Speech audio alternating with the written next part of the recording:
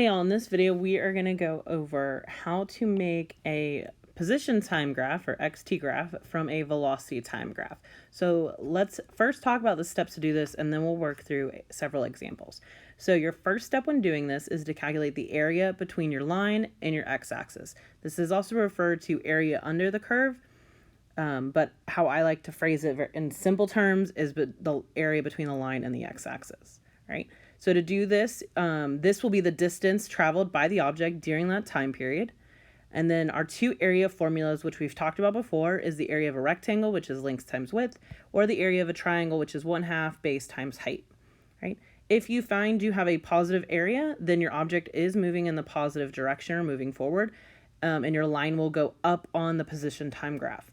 If you end up with a negative area, meaning your area was below your x-axis to begin with on your velocity graph, your object is moving backwards or in the negative direction, and your line on your position time graph is going to go down, all right?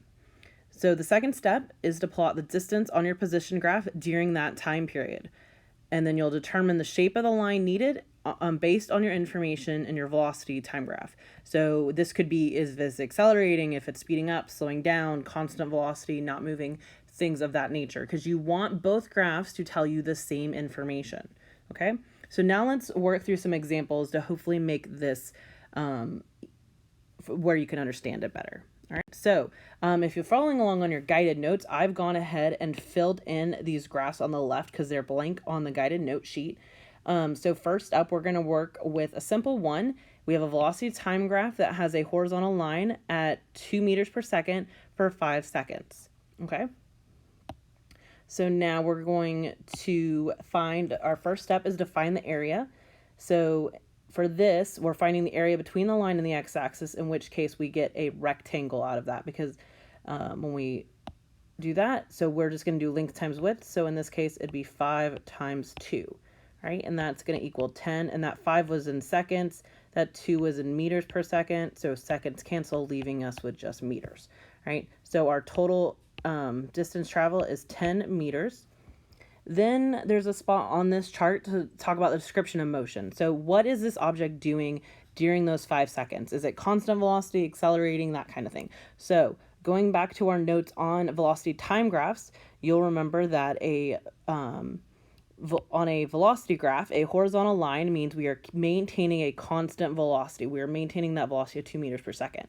So on a position graph, what tells us that we have a constant velocity is a diagonal line. So on our new position graph, we want to draw a diagonal line. So to start off, our time intervals are going to match. So this will also be 5 seconds. We're going to go up to 10 meters because that's how far we went and that's what we're graphing. And we want to start from 0 and go up to that 10 meters with a diagonal line, because that diagonal line is, again, what tells us we're going at a constant velocity. So both of these graphs tell us we're going for 5 seconds at a constant velocity. They both tell us that. This one tells us the velocity by labeling it on the x-axis because it's a velocity graph. This one, if we were to find that slope would equal our velocity. Okay, so let's work on another one. All right, so now we've got a diagonal line. So we're going to first start off with finding the area between the line and the x-axis. So the two sides of our triangle are the x-axis and the diagonal line. All right, so now this one is in the negative, so we're going to get a negative area. So we're going to have 1/2 times our width of 5, or our base of 5, and our height of -6. So that's going to equal -15 meters. All right, so then we want to determine what kind of motion it's doing. So in this case, it is accelerating. We know that because of that diagonal line, and our diagonal line is going away from the x-axis, or away from 0. So that means it's speeding up. So what we want to draw on our position graph is a curved line that shows us we are also speeding up. We want the descriptions to match. All right, so we're going to go again for 5 seconds on the x-axis, and this time we're going to go down to -15. And we now want to connect starting at 0 and go down to -15.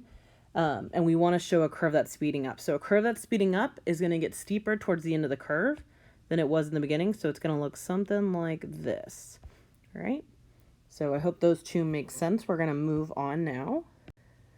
And now we have, again, another diagonal line. This time it doesn't start at 0.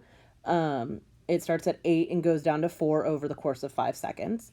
So in this case, when we shade in the area, we don't get a perfect triangle or a perfect box. So we actually get both, and we've talked about this before in class. So we get a box and a triangle. You're just going to find both of those areas and then add them together in this case.